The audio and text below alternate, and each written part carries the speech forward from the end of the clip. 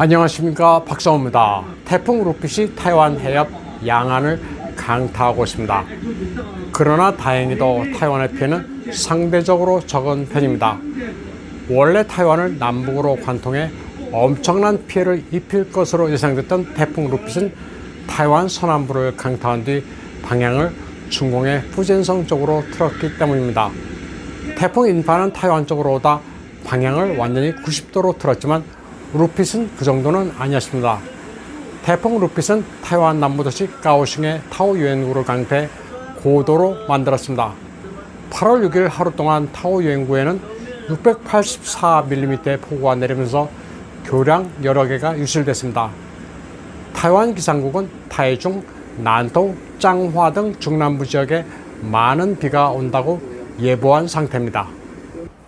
참고로 까오슝이란 지명의 유래에 대해 설명드리겠습니다. 원래 원주민어 타카오에서 유래된 것인데 한족이 타이완을 점령하면서 타카오를 길린 대로 따거우라고 표기했습니다. 개를 두들겨 팬다는 글자가 얄궂습니다. 그러다 일본이 통치하기 시작하면서 개를 두들겨 잡는다는 표기보다는 일본어 음역 지명 타카오로 바꾼 것이 까오슝으로 굳어진 겁니다. 태풍 루핏은 열대성 저기압으로 변하면서 타이완 해협에서 맹위를 떨치고 있습니다. 진먼다오보다는 중공에서 좀 떨어져 있는 해협 한가운데 최전방섬 마주도 사상 최악의 태풍 피해를 겪었습니다. 산비탈에서 토사가 쓸려 내려오면서 산사태가 속출했고 도심이 흥건하게 잠겼습니다. 도심이 잠기기는 했지만 중공만큼은 아니었습니다. 6개 취락에서 산사태가 발생해 차량 여러 대가 토사에 묻혔습니다. 타이완 맞은편 푸젠성은 쑥대밭이 됐습니다. 푸젠성 후저우입니다. 폭우가 오자 주택가 바로 앞에 있는 댐이 물을 방류합니다. 주택가는 이미 1층의 반 정도는 침수된 상태입니다. 이미 도시가 물에 잠겨 보트를 타고 피난하는 사람들도 많습니다. 후저우에서는 깊은 곳은 수심이 2m나 되는 곳도 있습니다. 차고가 좀 높은 컨테이너 트럭에 사람들이 타고 있습니다. 안전지대로 대피하는 겁니다. 후저우의 민후 만불사 부근 도로에서는 허리까지 물에 잠긴 사람들이 우산을 받쳐든 채 걸어가고 있습니다.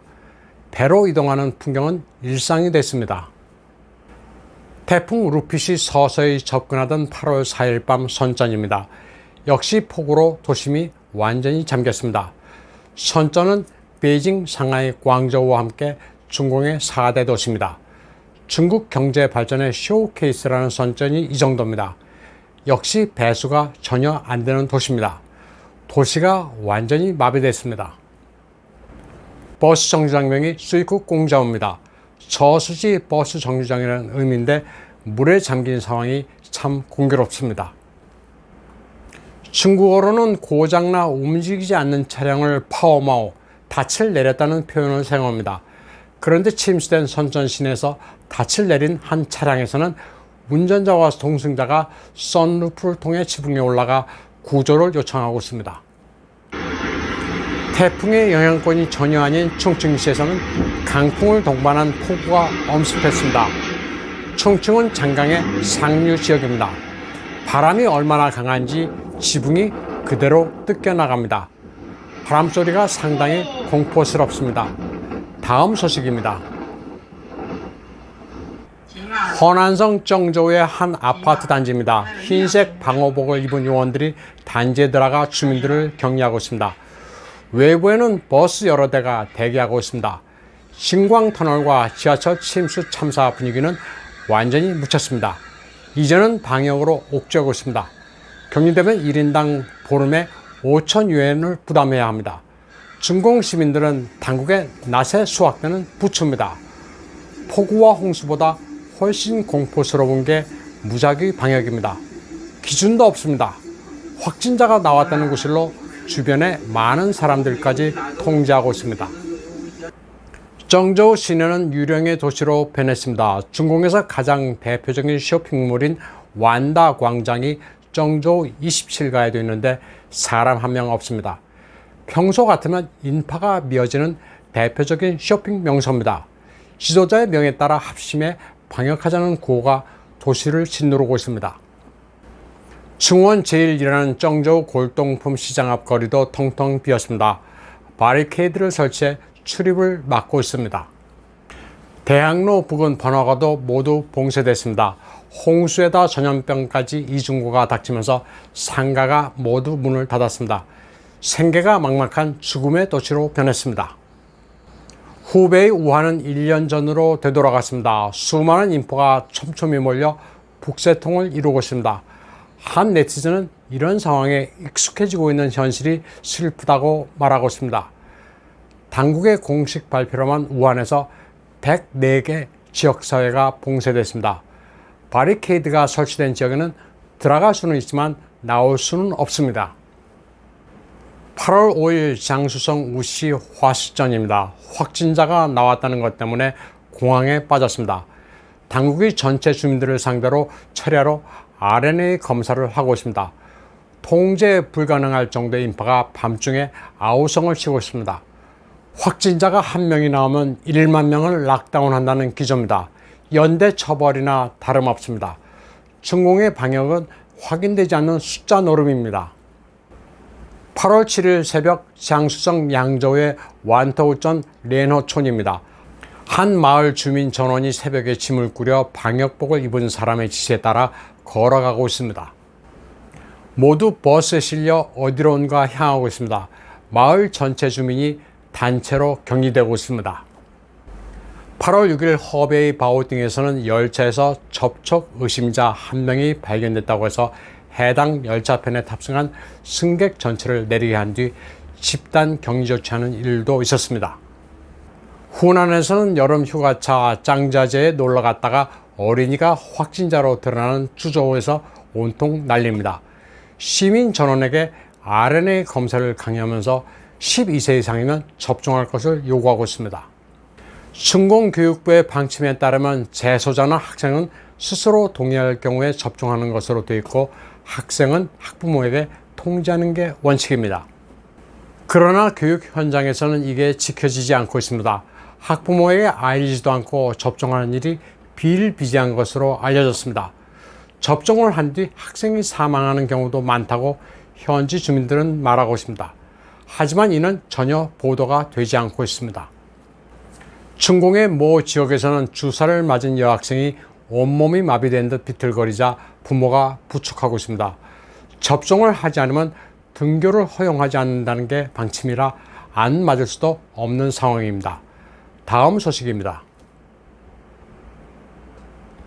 안후의 한산현에서 공안과 붉은 완장을 찬 사람들이 교실 문을 박차고 들이닥칩니다. 당국이 사교육 금지령을 내린 뒤 보습 학원을 급습해 교사를 끌어냅니다.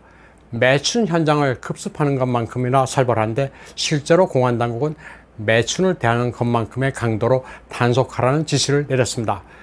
사교육 단속 방침으로 인해 관련 회사 주식은 초토화됐습니다. 보습 학원의 보습은 발음이 부시입니다. 공교롭게도 시진핑을 포로로 잡는다는 부시와 발음이 같습니다. 시진핑이 이 때문에 보습 형태의 사교육을 싫어한다는 해석도 나오고 있습니다. 중공 당국은 사교육 이외의 다른 영역에도 갑작스런 제약을 가하고 있습니다. 전자담배가 청소년들에게 해롭다면서 관영 CCTV가 바람을 잡기 시작했습니다. 그러자 전자담배를 제조하는 업체들의 주가가 크게 폭락했습니다. 전자담배뿐 아니라 주류에도 제동을 걸었습니다. 중공과학기술부는 주류가 암의 주 원인이라면서 주류 기업에 경고했습니다. 그러자 바로 그날 구이저우 마오타이와 우량에는 주가가 2.8%, 3.8%씩 내렸습니다. 구이저우 마오타이 그룹의 경우 중국 내에서 가장 가난한 구이저우 성정부의 주식을 바치기도 했지만 소용이 없습니다. 돈은 돈대로 줘놓고 당하고 있습니다. 국민들을 위한다는 명목의 황당한 훈계는 또 있었습니다. 제조 분유가 모유 수유를 방해한다면서 분유보다는 모유가 좋다는 경고도 내놨습니다. 전문가까지 동원해 하나마나한 얘기를 늘어났는데 이 바람에 유제품 회사의 주가가 4%나 빠졌습니다. 중공의 식품 가운데 유제품의 품질은 상당히 떨어지는 것으로 정평이 나 있습니다. 가짜 분유가 많아 돈이 있는 사람들은 분유만큼은 호주제 등 외국산을 선호합니다. 다음 소식입니다. 중공의 중년 여성들이 길바닥에서 희한한 일을 하고 있습니다. 주방용 칼을 들고 나와 바닥을 치고 있습니다.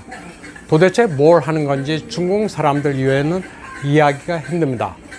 중공의 중장년 여성들은 좀 널찍한 공간만 있으면 문혁시대 유산인 광작물을 추는 습관이 있습니다.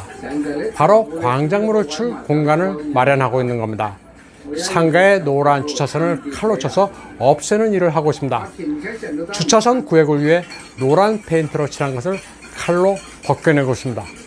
세계 어디에서도 상상할 수 없는 엽기입니다. 오늘 방송은 여기까지 하겠습니다. 시청해주신 여러분 감사합니다.